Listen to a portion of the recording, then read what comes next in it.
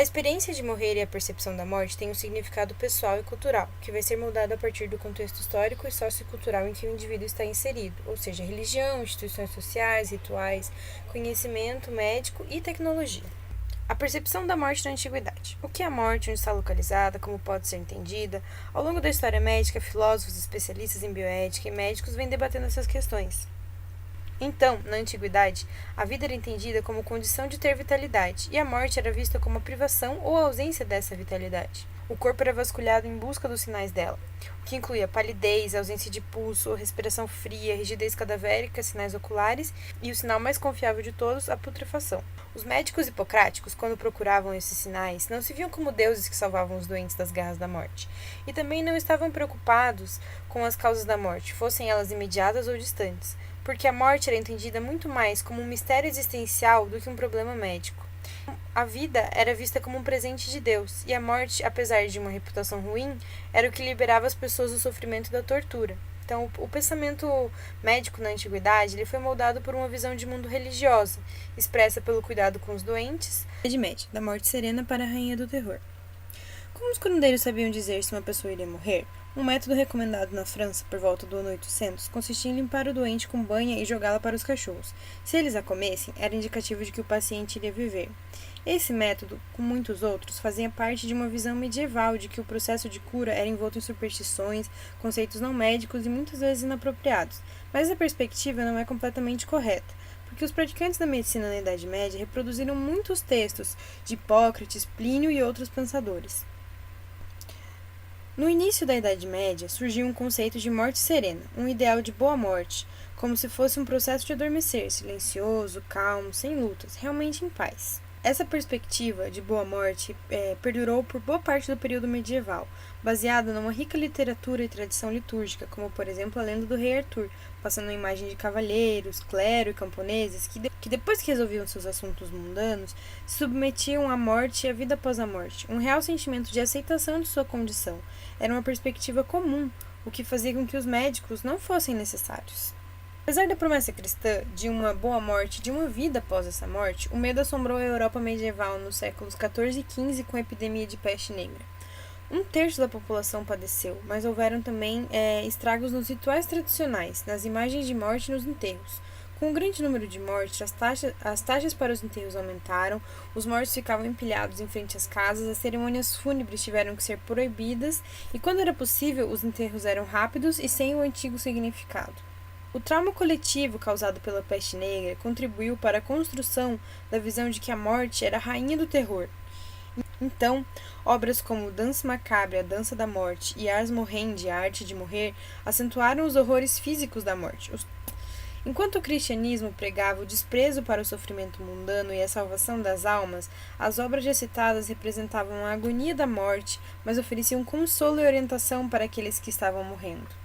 A era da peste negra e da morte como rainha do terror persistiu para além da Idade Média, pelos períodos do Renascimento e Reforma Religiosa, Iluminismo, Romantismo e a visão moderna sobre o cuidado médico no processo de morte. O século XVIII foi marcado por um aumento da longevidade, redução das epidemias e imagens e crenças menos assustadoras sobre a morte. Muitos teólogos protestantes, ministros fiéis chegaram à conclusão de que a ressurreição e a salvação estavam garantidas para aqueles que acreditavam em Jesus Cristo, reduzindo a ansiedade calvinista sobre a incerteza do destino final. A medicina gradualmente passou a desempenhar um papel mais importante no cuidado aos doentes. Na maior parte do tempo, a morte ainda ficava sob cuidado do clero, até o século XIX. Então, os médicos ainda eram instruídos a se abster de visitar aqueles que estavam morrendo. Mas, segundo Francis Bacon, uma das habilidades que precisava ser adquirida era de dar a devida atenção para aqueles que estavam morrendo, para que assim pudessem passar por esse processo com mais facilidade e tranquilidade.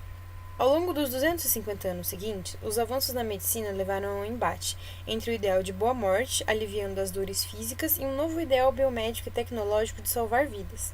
Nesse processo, o termo eutanásia perdeu seu conceito original de boa morte, sem sofrimento, uma morte fácil, para ser entendido como ativamente retirar a vida de alguém, um crime contra a humanidade no contexto do nazismo e um campo de batalha para discussões morais e legais sobre a terminalização da vida na era da medicina de alta tecnologia. Durante o Iluminismo, os médicos e cientistas tiveram cada vez mais interesse na natureza da morte. Medo de enterros prematuros, preocupação com a morte aparente, afogamentos e convulsões, por exemplo, levaram ao levantamento do questionamento: como se poderia determinar com precisão quando um paciente morreu? Este debate moderno, que continua até hoje, levou à discussão sobre os sinais da morte. Muitos procedimentos médicos e legais contemporâneos, como o atestado de óbito, a demora para o enterro e técnicas de ressuscitação, são heranças do Iluminismo, pela obsessão em determinar os precisos sinais da morte. No Código de Ética, escrito em 1847 pela Associação Médica Americana, o cuidado do paciente que estava morrendo foi considerado como uma obrigação essencial do médico. O médico deve dar conforto e esperança para o doente. Ele deve aliviar esse processo de morte, garantindo tranquilidade nesses momentos finais. Ficava sugerido que o médico poderia substituir o clero, no lugar de trabalhar em conjunto com ele. Apesar disso, ao longo do século XIX, o cuidado com a morte foi feito pelas famílias, que estavam preocupadas com o destino eterno das almas, mas também com a condição física do corpo. A maioria não podia pagar os serviços dos médicos, que eram poucos, ficavam distantes e que muitas vezes chegavam tarde. Gradualmente, os anglo-americanos passaram a romantizar a morte. Como um autor inglês escreveu: a morte não é mais a rainha do terror, mas sim uma gentil enfermeira que nos coloca na cama quando o nosso trabalho está completo. O medo da morte estava sendo substituído pela alegria do viver aqui e agora. Porém, essa romantização, na era vitoriana, pode ser vista como uma faca de dois gumes, porque apesar de amenizar o encontro com a morte e a perda, oferecer uma explicação parcial e inautêntica da realidade do processo de morte. Na primeira metade do século XX, a romantização da morte evoluiu para uma negação. Assim, os médicos americanos recusavam discutir diagnósticos de câncer e de doenças terminais com seus pacientes. Até metade do século XX, a negação da morte foi o que moldou o tratamento dos doentes terminais, sendo levados cada vez mais para os hospitais em uma batalha pela sobrevivência.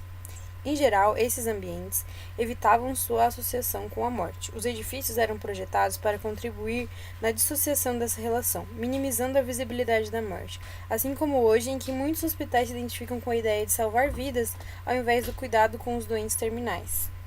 Casos incuráveis, como pacientes com câncer ou tuberculose, ou tinham suas admissões negadas em hospitais particulares, ou então eram transferidos para morrer em asilos. Assim, as estatísticas de morte sempre permaneciam baixas. Em 1910, a maioria dos americanos ainda morria em casa. Nos 50 anos seguintes, as taxas de morte em hospitais se elevaram drasticamente. Os pacientes foram cada vez mais isolados de suas famílias e amigos e perderam o poder sobre sua própria morte.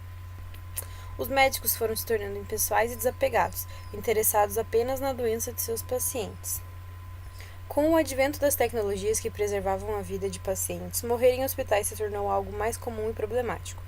Com o advento da ventilação mecânica, as unidades intensivas foram projetadas para manter as funções corporais normais para pacientes com as mais severas lesões. Apesar de todo o sucesso em salvar vidas, a taxa de mortalidade nas UTIs varia entre 10% e 20%, criando um cenário em que os pacientes morrem sozinhos, conectados a máquinas, separados de seus entes queridos. Na década de 60, não era incomum que a equipe médica abandonasse o paciente que estava morrendo e desencorajasse a comunicação da família com o doente. É irônico perceber que o grande sucesso da medicina de conseguir manter as pessoas vivas trouxe como consequência o prolongamento do processo de morte e sofrimento. Críticos argumentam que essa mentalidade de salvamento de alta tecnologia distorceu o processo de morte na tentativa de negar sua inevitabilidade.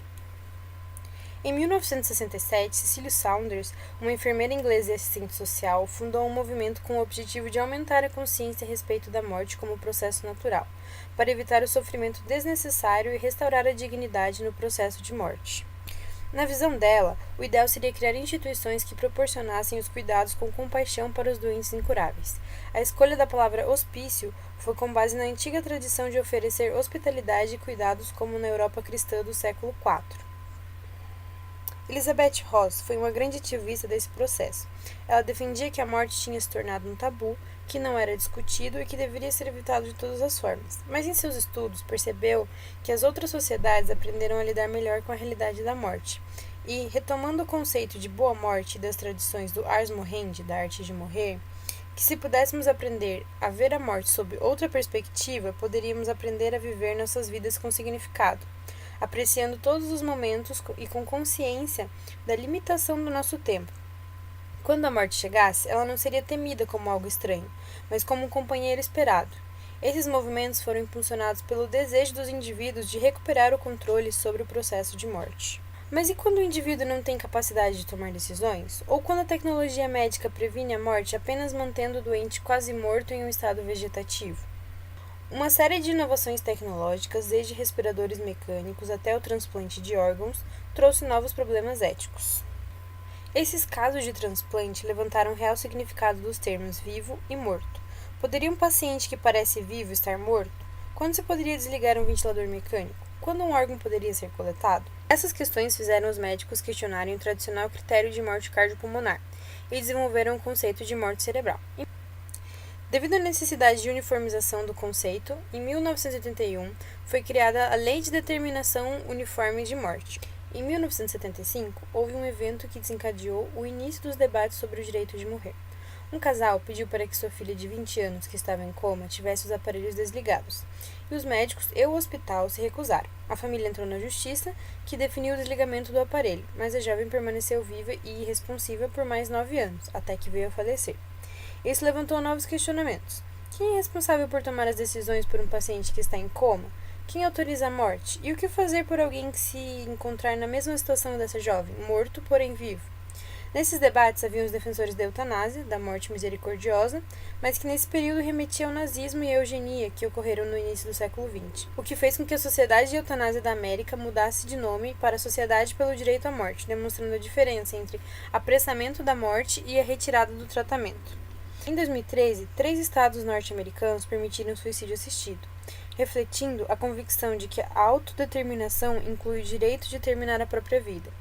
O conceito de não fazer o mal varia de um paciente para outro. Para alguns, fazer o mal pode ser retirar o direito da pessoa de definir o que é melhor para si. O morrer e a morte no século XXI nos Estados Unidos foram definidos pelo imperativo tecnológico, na busca de curar doenças, ainda superando os cuidados de baixa tecnologia e o suporte para aqueles que estão morrendo. Apesar da criação da Lei de Autodeterminação do Paciente em 1990, poucas pessoas puderam usufruir dos meios legais para direcionar seus cuidados no fim da vida. Estudos continuam mostrando que muitas vezes o controle da dor é inadequado e que os médicos não entendem as necessidades e os desejos dos pacientes terminais. Por outro lado, vem ocorrendo uma expansão dos cuidados paliativos, e culturalmente falando, o conceito de morte tem tido mais visibilidade. Não há tanta formalidade religiosa e está mais individualizada do que no passado. Muitas histórias dão para a morte publicidade e personalidade, seja em livros, reality shows ou filmes que retratam a perda, o luto e a própria morte. Seja ela retratada com ironia ou compaixão, a morte não é mais escondida ou um tabu. Enquanto muitas práticas ainda seguem as doutrinas religiosas, esse tradicionalismo vem perdendo espaço, seja na escolha das músicas, que deixaram de ser as clássicas fúnebres, ou então em sites que oferecem cemitérios virtuais em que os familiares podem contribuir com fotos e histórias, como se fosse uma rede social para os mortos. Parece que hoje não há mais só uma única forma de morrer bem.